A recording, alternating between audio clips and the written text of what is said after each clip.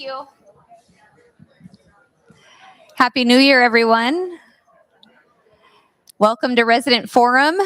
Now that it took 6 of us to get the microphones working, we are in business. No, it's all thanks to Quincy. He's up there. He saw panic. Am I being recorded? So he saw the sheer panic and ran to the booth. So thank you, Quincy. All right. Every month we get together. We've got a few new faces, but we get together for our Resident Forum, which is our department head or director group leads a response to resident council. So we'll be presenting to you updates, anything from financial review to things to look forward to major changes that are up and coming. My section usually consists of the financial review, so I'm going to jump into that. In full disclosure, you're going to be not excited because the font is a little bit smaller than normal, but the numbers are not final. You've heard me say this before. Every year, end of year takes quite a bit of time. So I do expect these numbers to be finalized this Thursday, which means I'll have completed and closed financials available for what's brewing. So you'll be able to take note of the final 2025 both month and year-to-date numbers. But for now, I'll share with you what I have. It does show a number of negative variances on our expenses, and that's simply because there's a lot of things either being reclassed or finalized. So I don't want to give you a full breakdown of numbers that potentially would be changing. For now, though, we'll focus. If you look on the left side of the screen, somebody told me to use the pointer, the month-to-date actual, budget, and variance. And then the right side, we've got our year-to-date actual, budget, and variance. So important to share with you for the month of December, in terms of total revenue, they expected $3.1 million. We brought in $3.3 million in revenue. Most of that driven by our residential living monthly fees and our health center monthly fees. And you can see that up on the screen, 1.3 in residential living against a budget of 1.2. Our health center, just over 800,000 against a budget of 788,000. So did well in terms of revenue for the month of December, and same applies to our year-to-date numbers. Woo, that got exciting. In terms of total revenue, which is, again, primarily monthly fees, but then we have other incidentals and benevolence, which supports our bottom line. $36 million total year-to-date revenue planned for us, and we brought in just over $40 million. A lot of this driven by our health center payer source, which is, again, one of the large contributors to revenue here at TSJG. So we did sit above budgeted census almost all year and ended the year over budget in our health center, which was extremely helpful in terms of overall revenue. Jumping into expenses, I'll stand over here because I do need to be able to speak to a few of them. You can see the big ones. Again, if you're keeping track, if we split the screen in half here, this left side is for the month of December, and this is our year to date. Pretty consistently, we have run over budget in our total employee cost line. You can see here, expected for the month to spend $1.4 million. We spent almost 1.6. For the year, which is one of the heaviest expenses we carry, expected to spend 17, and we spent 17.7. Supplies, ancillary service, and repair and maintenance. Actually, repair and maintenance is reflected updated. So ancillary services and supplies are the two areas that have run almost over budget the whole year. A lot of that, I was sharing this with the leadership team, not a matter of us just frivolously spending, but when you have more residents, either in your healthcare center or on your campus, you are increasing food costs, you're increasing ancillary costs, you're increasing therapy. So there is a cost to do business. So we did expect to see that over budget. It does not mean anytime you're over budget, you're not managing it correctly. We are sitting in a good place with census. So we have more people here. So being over budget in some of those categories is understood. Purchase services and rentals and leases are not finalized yet. However, this is a lot to do with some outside expenses we were paying for quite some time, the adjoining office buildings that we had not budgeted for, some expenses related to renting parking there for a period of time. And then insurance and other operating expenses once they finalize. But for the month, if these numbers were to stay as is, we were over budget for the month by about $141,000. For the year, you can see almost more than half of that driven by labor, over by $1 million in terms of community expenses. When we drop to the bottom line, which we call the operating margin or the scorecard, as we call it here inside of the department's meeting, month to date, we had a positive monthly variance, which I do expect that to stay very similar. And then year to date, you can see they expected us to have an operating margin of $2.7 million. We brought in an operating margin of just over $4 million. So a positive variance for the year. If these numbers stood at about $1.3 million. So I do expect to see this adjust slightly in terms of overall year-to-date operating. We are talking about some reserves for upcoming legal expenses that have been in the works for a period of time, that we may be taking some of our profitable margin and reserving it for 2026. So if those cases finalize, we have the reserves there to pay. So next year, we don't have to worry as much. Since this year, 2026 is going to be a little bit more challenging in terms of revenue opportunities because we're full. So trying to be conservative there. So with those dollars that we brought in that were above our expected budget, we plan to set some of that aside so we can plan for anticipated expenses that have not finalized. A lot of information and not a lot of final numbers, but if I can ask, are there questions about anything that you did see on the screen or that you have in general for me? Joe's running right behind you, Diane. I'm out of practice doing this. Are we allowed to know what the legal expenses are for? Legal expenses right now are specifically tied to litigation. So whether that be team member or guest, and that does not always mean a resident. Sometimes that's just a guest of our healthcare center. So we can't share names, but they are specifically tied to 3 cases, and they're all litigation cases.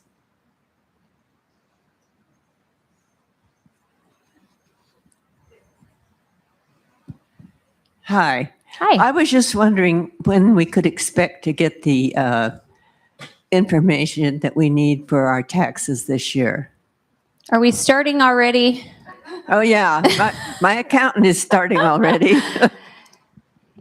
In all of the time that I have done this job, but maybe even before, it's usually mid to late February is when you see information from Human Good. Mid to late February. Of course, if it's going to come sooner, you'll hear it from us. This is something that everyone starts watching for in message boxes. We keep you updated on Cubigo. And of course, as soon as we get them, the day of, they go in message boxes. So no delay on our part, but they are mid to late February in all the years before this year. Maybe they'll surprise us. Any other questions for me? All right, we'll give Joe a break from running and we'll invite Ruthie up. Thank you. That was supposed to be just here up, not the whole body, but there I am. Hi, everybody. So we are still looking good, and folks are very interested in moving in and are doing so steadily. Our wait list continues to grow and then shrink as people move in and then grow again. So that's great. Much appreciation to all of you for calling your friends and telling them to come in and get on the wait list. It's working. So occupied apartments versus our annual budget. So these numbers have been updated to reflect our 2026 budget. So we are currently sitting at 250 apartments occupied against a budget of 241. We are full in assisted living and full in memory support as well. So over budget for both of those. We have some new residents joining us. In January, Peter and Sue Smits are here in Milano 116, and Ann Wanger in Milano 213. We do have several depositors joining us over the next several months. Carrie Ladd will move into Piazza 308, Fran Ziegler in Milano 317, Dawn and Joyce Bird in Milano 316, Marilyn Peters in Piazza 211, Louise Richardson in Tuscany 268A, Sharon Smart in Sequoia 108, Melinda Titchener in Tuscany 266B, Carlotta and Steve Curdy in Sequoia 202. And there are currently 23 folks on our wait list, and we have many appointments over the next couple of weeks to add more. We are hosting a marketing lunch event this month called Facts, Features, and Figuring It All Out. We just hosted our first one to kick off the year on January 15th. That was a full event and it went really well. We are hosting another one on January 22nd and January 27th. And we will continue this in February as well with a different event called Fast Chats. So as a heads up to you, Fast Chats, which is the February event, is kind of like speed dating. It's a really great way for prospects to come and meet residents. How many of you joined last year or the year before for Fast Chats? Okay, would you do it again? Maybe. Okay. So we'll be reaching out to some folks if this is something you're interested in. It is a little fast paced. You are chatting with prospects and sharing how you decided to move to the terraces, what life is like here at the terraces. Are we nice? Do you like the food? How are your neighbors? All the things, all the questions, all the things you wanted to know before you moved in, they have the same questions. So if you are open to helping us out, please let us know. We'll be reaching out. And then just a note, I know that I've brought this up before, but we do have some new residents as well, and maybe some that didn't attend the last forum or two. So we are continuing to be a resource to folks who are moving in and sharing with them information about simple transitions and WellRive, which is previously gentle transitions. However, because we are completely full with a wait list, this is no longer an incentive that we will be paying for. So when you are talking to prospective residents and depositors, please stop telling them that we paid for it. It's not, so still sharing their information and something that they can utilize if they need the help with the move, but not something that we will be covering, at least not right now. Any questions? No? Okay, great. I'll pass this on to Sierra. I don't know if she's here. It might be Alexis taking over.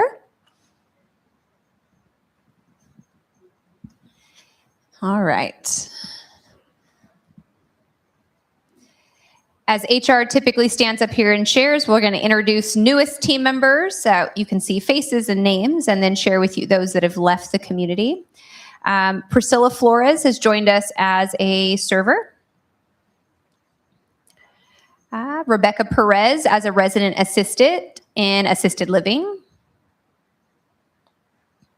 Armando as a groundskeeper. And remember, we had a few of our groundskeepers recently retire, so we are filling up our landscape team again. For our health center, we had 2 CNAs join us and 2 RNs. So Stephanie Yang as a CNA, and I'm going to butcher this, but I want to say Rajni as a CNA. It's like Cher. She just goes by one name. Last name's not up there, just one. And then Gia Garcia as an RN, and Ben, as he told me he likes to go by, as an RN as well. I'll leave this here for just a quick second. I know you like to see all the names, but we had 3 team members in dining. We need to get Sierra to put their last names.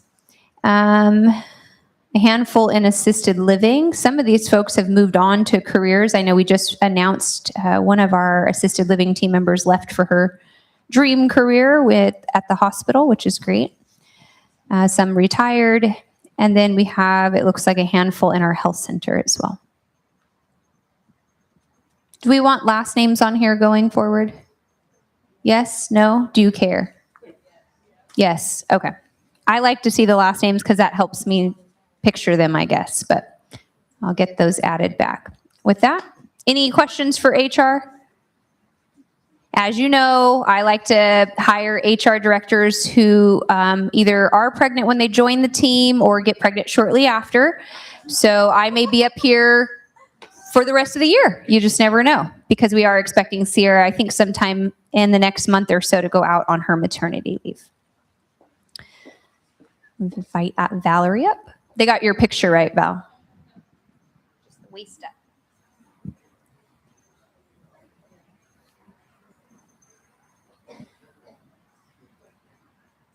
All right. Well, I always like to share a little bit of fun that we're having. This was our New Year's Eve party, our New Year's party over in assisted living. And we also took a recent trip, the Grove residents, to Shaver Lake, but they said they had such a good time and that no one pulled out a camera. So I wish I had some images of that to show you. I did want to, being January, just talk to you a little bit about some of the priorities that we're working on in assisted living. And one of our main goals is forming connections for our residents and then improving their quality of life as a whole. And so we're going to be increasing some of the resident clubs that we have and discussion groups. Also looking at meaningful activities that give our residents the opportunity to give back, to be a really part of society and productive and all of that. So, and then also looking at increasing our physical activity. And so we're working with Nick on some classes and things like that for next year. And then fall prevention. I don't think I've spoke about it in this forum before, but we have a fall prevention program both in the Grove and assisted living, and we do a program called Purposeful Rounding. And so basically, we select a number of residents that we feel may be at a higher risk for falling, and we conduct purposeful rounding on those folks on a regular routine basis. So in and out of their apartments multiple times a day, trying to predict, or anticipate their needs and check in on them more frequently. And so that program has really shown a great benefit in the reduction of falls. And then we're going to continue on with our immerse training. We just revamped it. So this was the first class in January they had with the new information. And we had, I think, about 30 people attend. So it was a really nice class. So we're going to continue working on that. And then additionally, just focusing the next couple of weeks is on inclusion, and that it means, for our handicapped resident, our visually impaired, making sure that we're making all the proper accommodations and including them in everything that we have to the best of their ability. Also, I did put it in the Tribune, but the Grove is going to be undergoing all new flooring going in this week. So, on the 29th, the end of the month. So we'll be utilizing this room for the Grove residents while the construction is going on. So if you see that, you'll know, and then feel free to come by after the fact and see how it turns out. Any questions for the higher levels of living? We are working through the wait list. We do manage to stay full over there, but we are working through it to the best of our ability. So continue to let me know if you're starting to need a little help or you have any concerns about your future care needs. Amanda.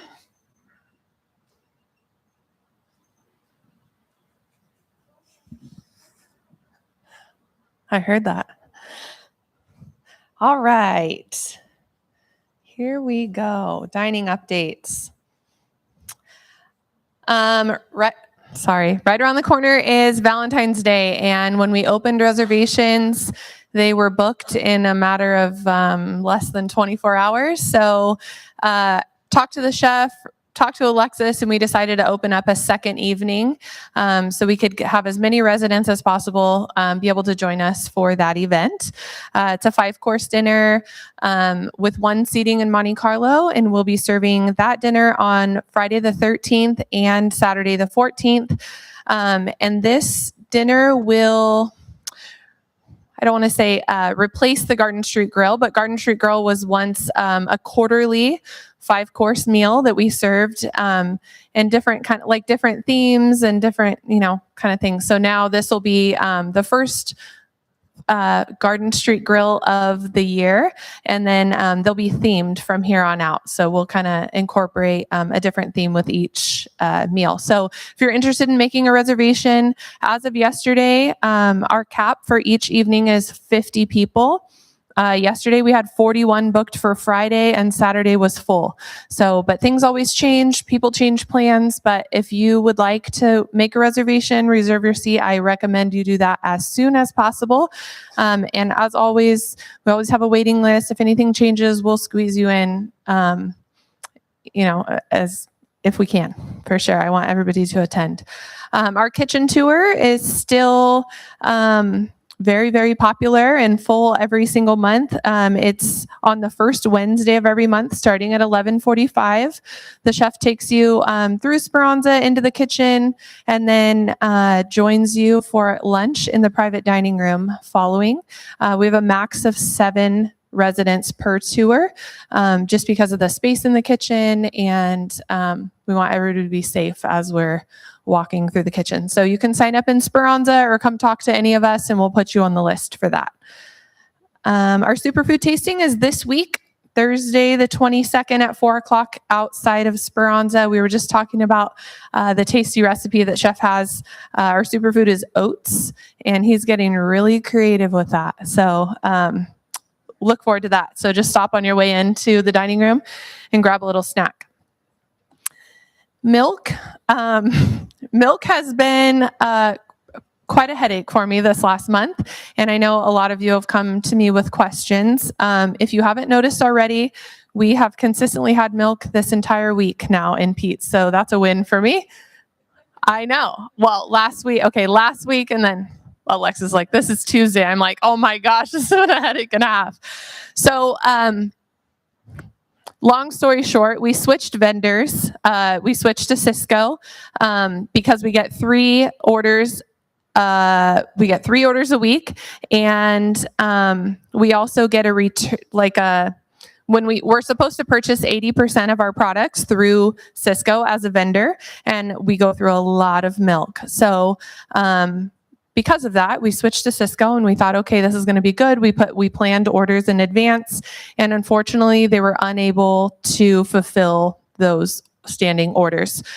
We gave them plenty of time to try to figure it out, and finally, when we get it figured out, we got 1 order consistently, and then the next one we were short 2%. So Chef has been our milkman, and he's been running out to the grocery store multiple times a week to get milk. And so that's the reason why we haven't had it in Pete's, is because we're just trying to fulfill production. So any recipes or anything that we have, we use milk in the kitchen, and then trying to supply Pete's as much as possible. But we have now switched back to the vendor we had prior. And we never had an issue with them. They were consistent. Funny story is, last Tuesday was the first order we received from them, and they did not fulfill the order. But Saturday and again today, we got milk. So the milk's been full, it's been stocked, and let's just keep our fingers crossed that it continues like that. So I will not change a vendor again.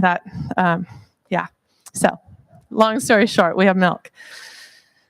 All right. Really exciting for the dining department. We finally hired our assistant dining director. Katura, you can come on up just for a minute. I know. I was like, you're going to have to come up in the front. All right. So Katura started last Monday, the 12th. training here on campus. So of course she was hired a few weeks prior. She has to go through all of the onboarding stuff. And then we finally got to start her on Monday. We're very, very excited to have her. She has a lot to learn. She jumped in like, what can I do? What can I do? And I'm like, just meet the residents, meet the team, relax. She wants to help wherever she can. So she's kind of been my shadow, and she'll continue to be my shadow for the weeks to come. And little projects today, she opened in the bistro and trained with Jackie. And so I want her, hands-on with the team members and kind of learn how they do it and how they operate in all areas of campus, so she can jump in anytime to help, cover call-offs, support when needed, any of that. So we're really, really excited to have her. She comes with a lot of experience, both culinary and restaurants, and then most recently worked as a dining director at another community. So we're really excited to have her here. And if you haven't met her already, come and meet her, or she'll come around, and she's been in the dining room every night to meet you. So we're excited. Yeah. All right. The Dining Experience Survey began on Monday, January 12th and runs through January 26th. This is a campus-wide survey. We're trying to reach to all residents of all levels of living about their dining experience. It's a 3-question survey. Many of you are familiar with it. We ran it last year as well. And then this time around, we have an additional a space for additional feedback at the end. So we really want to hear from you. Positive, negative, all the in between. If you have comments or anything, additional feedback, we put it there for you to give us that feedback. So we're at about 57% of campus. So we still need to reach many, many more of you. We're doing everything we can to reach higher levels and trying to get them engaged and be a part of it as well. So our team will continue to ask for the next week. If you've taken their survey yet, please take the time. It takes a matter of a minute or two. We have tablets in the dining room at all times. We had a pop-up on Friday.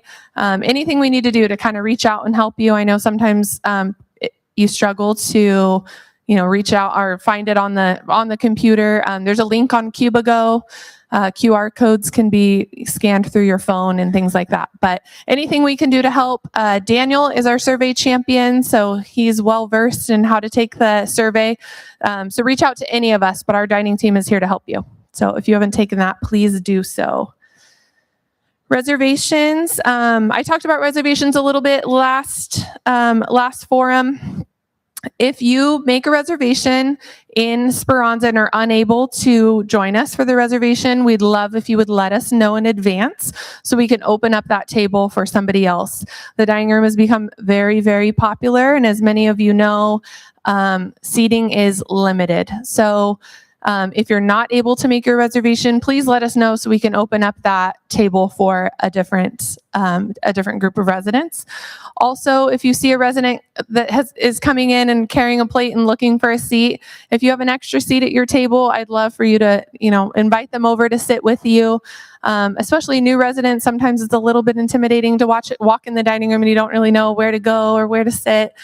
We're trying our best and working really, really hard with the team to get them to turn over the table as quickly as possible, get you your ticket, clean the table, and get it set again so we can bring in more residents. So PLEA has also been putting kind of a wait at the door if we have to, just because we don't want residents wandering around with a plate and nowhere to sit.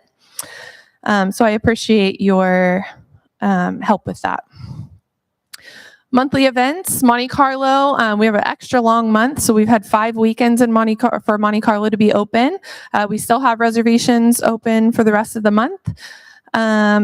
We did a pop-up surveys and Sundays. Thank you to anyone that attended. That was last Friday at 3:30 in the club room. And a few residents also volunteered to help other residents take the survey. So I really appreciate that. Our superfood tasting, we talked about that. The friendship table is the first Tuesday of every month at 4:30. And we'd love for you to join new residents that have been here for a long time. Invite your neighbors and come and join us at the friendship table. It's in the private dining room, and we do take reservations for that as well. We talked about our kitchen tour and also Valentine's dinner. This is the calendar, monthly dining calendar posted on Cubigo. It's posted on the digital board and then also at the superfood table. Just kind of like fun events or when to look forward to Sandy's Sweets and things like that for national days. And then a few fun little events that we had on campus, some really pretty food coming out of Monte Carlo this month. And then also we celebrated, for happy hour this month, we celebrated Elvis's birthday. So if any of you were here last year, we celebrated his 90th birthday and we had a huge party here in Tulladay. It was a lot of fun. And so just to kind of continue that, it was his 91st birthday and it fell on a happy hour day. So we had peanut butter whiskey and a Velvet Elvis cocktail and some meatballs and mashed potatoes because his favorite food was meatloaf and mashed potatoes. So that was a lot of fun. And so just a little bit to share with you there. Any questions about dining? I know I was really long-winded. No questions. All right, Brian.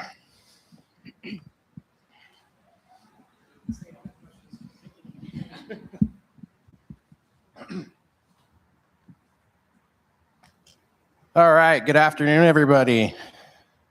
We'll start off with our December numbers of work orders completed by buildings and grounds. It looks like 3,132 work orders throughout campus. Of those, 2,667 were completed same day, next day, which is 85.8%, which is pretty outstanding. I think we're one of the top numbers in the organization. So we're going to continue to strive to get that number up to 90. That's one of our goals this year. So we're trying to get all work orders same day, next day up to 90%. What's been going on around campus? Who lives in Milano? Yeah, been causing trouble over there, haven't I? How do you guys like the lights? I don't have to buy light bulbs. I don't have to clean them out. I mean, I feel like this is beneficial for everybody, and we're going to save a lot of money on electricity. But that's our first of many buildings. We're going to make sure we go through campus, and we're going to retrofit all our fluorescent lighting throughout the entire campus. So Milano got to be the first. We're going to hit our healthcare center next. Then we're going to hit Valencia. Then we'll hit our lodges, including memory support, and then we'll finish on our exterior pole lighting. So that is kind of the cadence and what we plan on doing. So the only ones we're not going to do is the interior apartments, and we'll do those as we flip them. Most of you guys on the newer renovations have the LED lighting, correct? And so that's kind of the cadence and what we're trying to accomplish. The art studio. Can't believe she put this slide on here. I told her not to. Oh, we have made some progress. So the art studio doesn't look like that anymore. What happens in a week? We actually have the full finish coat put on, and tomorrow they should start coloring the outside. Our air conditioner has been installed, which is one of the major things that was holding us back. So the electrician's been in there. Once he gets his rough in, we're hoping to start sheetrocking, getting insulation in, and really trying to bring that project home. I know I said December 31st. I meant 2026. You guys, no, we will hopefully have that building ready for a grand opening by the end of this quarter is our goal. Yeah, probably sooner, but Alexis wants to, she told me, get that art studio done first quarter. So when my boss tells me, I'm going to get it done. So look for a lot of progress going into that building, a lot of construction workers out there, but we are doing our best to get that one done. Little behind the scenes that not a lot of people know about. Every few years, we do some maintenance to our pool. It is one of our heaviest used assets during the summer. We have our water aerobics. People are utilizing the pool, the indoor spa. Now we have people using the indoor spa. So all we had to do is let you guys know it was there, and now we're using it. So, but we had to drain the pool. Our chemical levels were just too out of balance to treat. So we drained it, and while we drained it, we decided we're going to replace the drains because the drains have to be compliant with the Virginia Gambler Act, which is basically so people don't get sucked into the drains. So we did that. It's a thing. It's a thing. Yeah. You got long hair, you never know what happens. You get down to the bottom of the pool. So we put the new compliant drains on, we fixed the tile, we cleaned the tile, we regrouted the tile, and just gave it a sparkling makeover. So we'll be ready for the spring activities going forward. So that's all the slides I have. I'm quick today. Any questions about things going on campus? No questions? Okay, good. Right here. Hold on. I see her I'm back not there. as fast as I used to be. I can't believe it. I'm asking on behalf of several residents. We are asking if you could put a yellow strip across the last step of the stairways in Sequoia. And these are the reasons. At different times of day and different times of weather, it is more or less visible. Number one. Number two, we're having an increasing number of us who have sight issues. Number three, every one of us has absent-minded times. And so we would respectfully ask that you put the yellow strip on the bottom step. Well, thank you. We are actually taking this to our Buildings and Grounds Committee, which we meet, when do we meet? End of the month. On Tuesday, next Tuesday. And we'll discuss, is it Tuesday? Yeah. We'll discuss it and see which way the committee wants to take it, and then we'll let everybody know what the decision was directly after the meeting, and Doug will probably report it out at resident council. Oh, we did do a sample for everybody to look at. If you're walking through Sequoia, it's actually, oh, help me out with the number. 115, 215 first elevator. So we just put it out there just so residents have a chance to walk by and take a look at it and see what it would look like if we proceeded forward through the rest of Sequoia. So take a look, provide your feedback to Doug for the Buildings and Grounds Committee, and we'll let you know what decision was made. But I thank you for bringing it to our attention, and we've heard from a few residents that that would be something that would be helpful. So thank you. Diane? Along those lines, since we did the repaving of, since we repaid the roads in Tuscany, that we have some ramps that go up to the sidewalk, and they now disappear from when it's dark. A yellow strip around them would be wonderful too. Do you know what I'm talking about? The areas. When I know what I you're come in at talking night about. after visiting my husband and it's dark, Mhm. I get surprised sometimes by the Okay. ramp. Yeah, I'll take a walk out there with Alexis, and we'll Thank see. you. I could have sworn they had white stripes on them before. They might not have painted them on there. So perfect. Thank you. Any other questions? All right, going once, going twice. You're going to get Doug if you don't ask any questions. All right.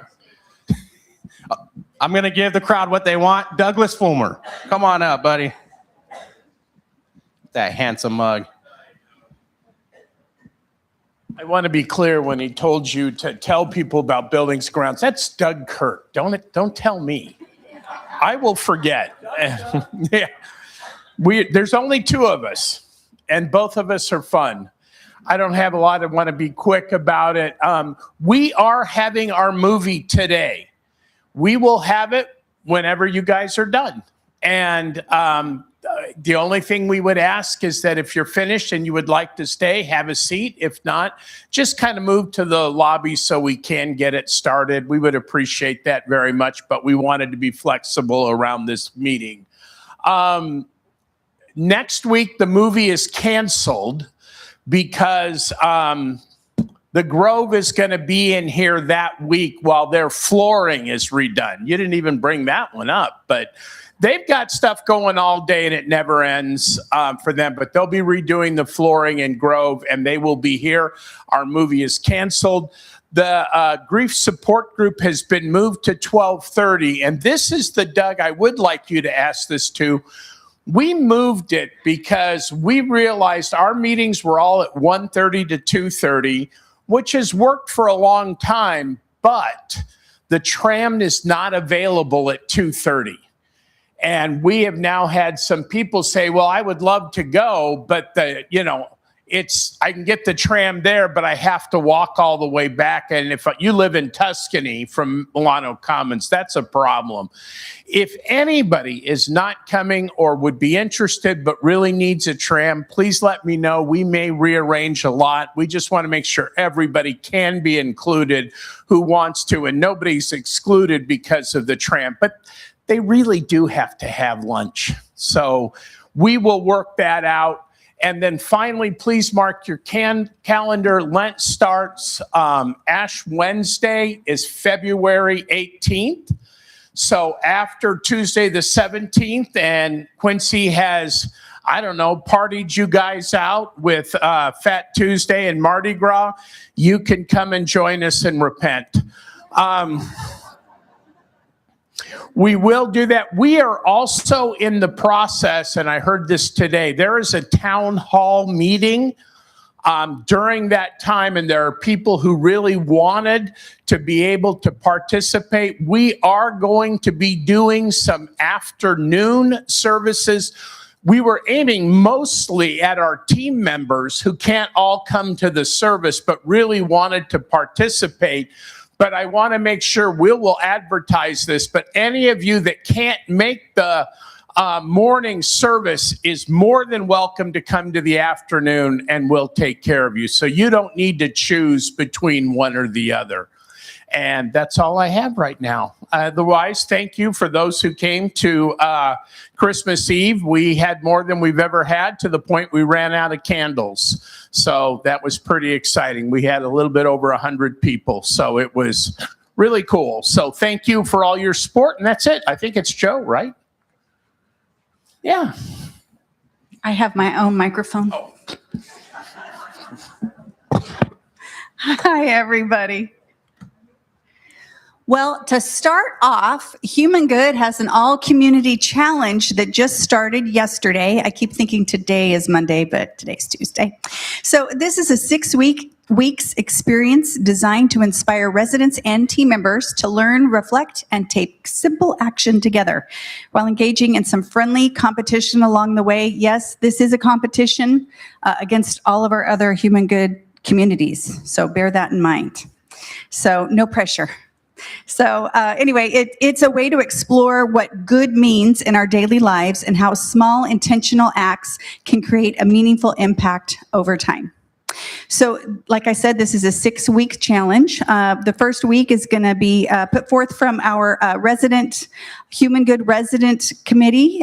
They've come up with a learn aspect to this challenge. And then following the next week is environmental sustainability.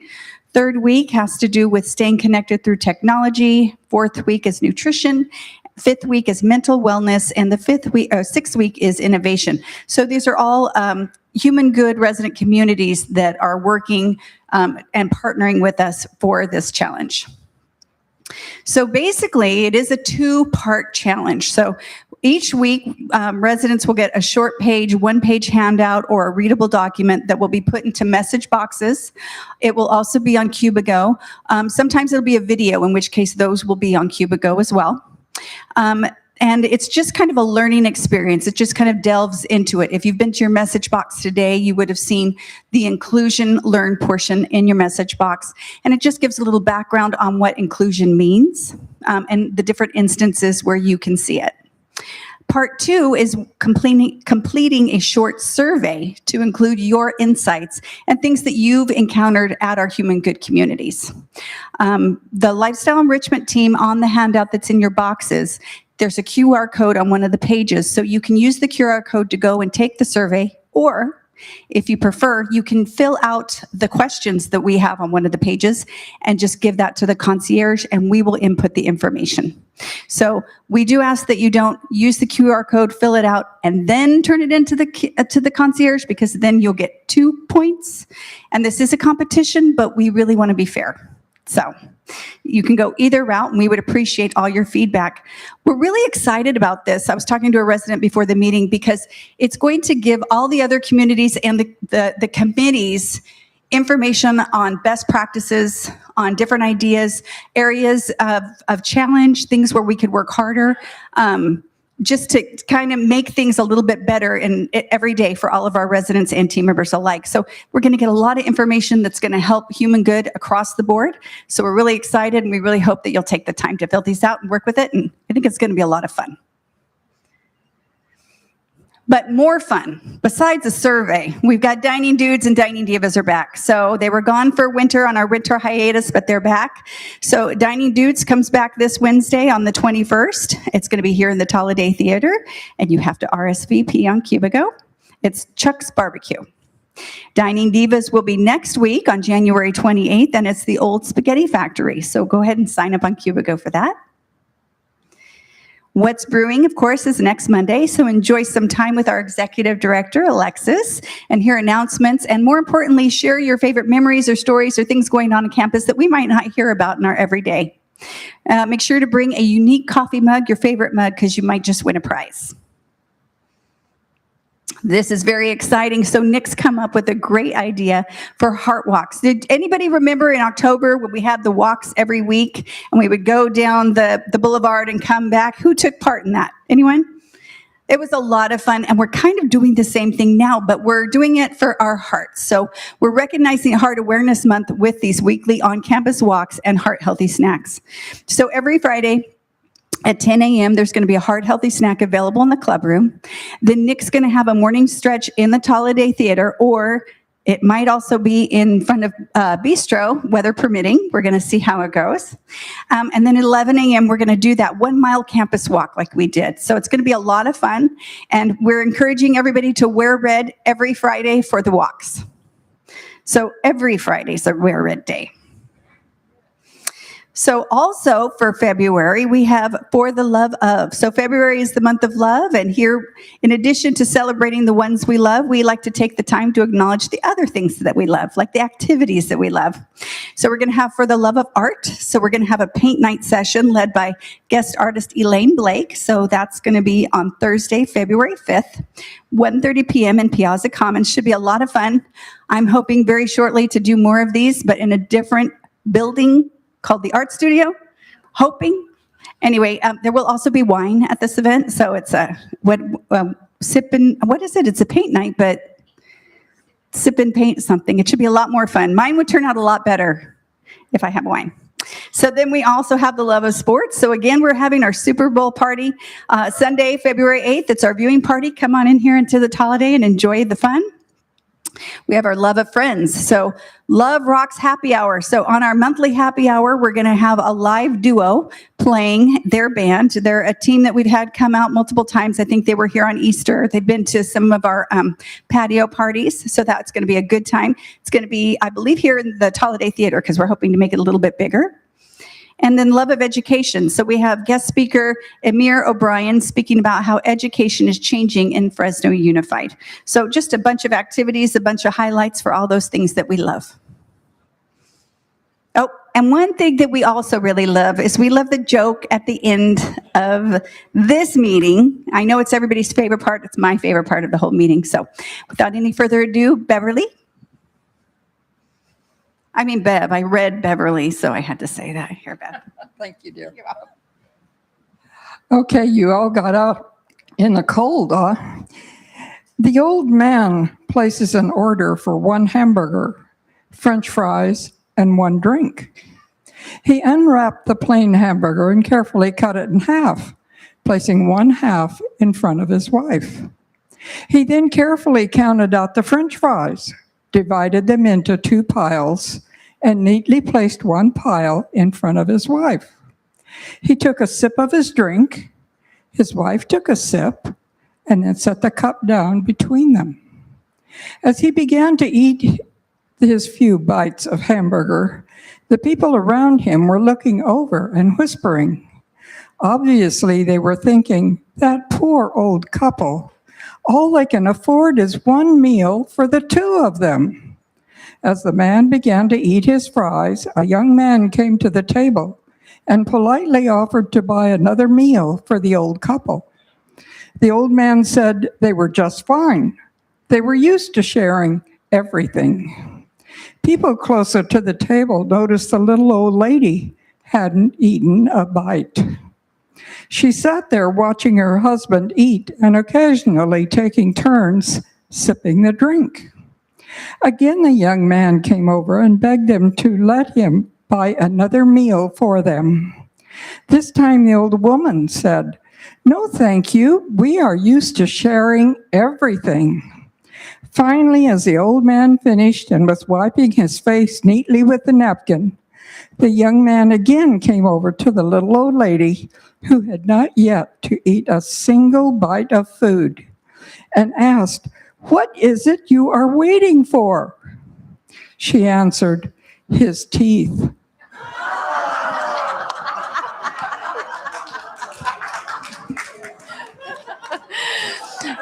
That was a good one.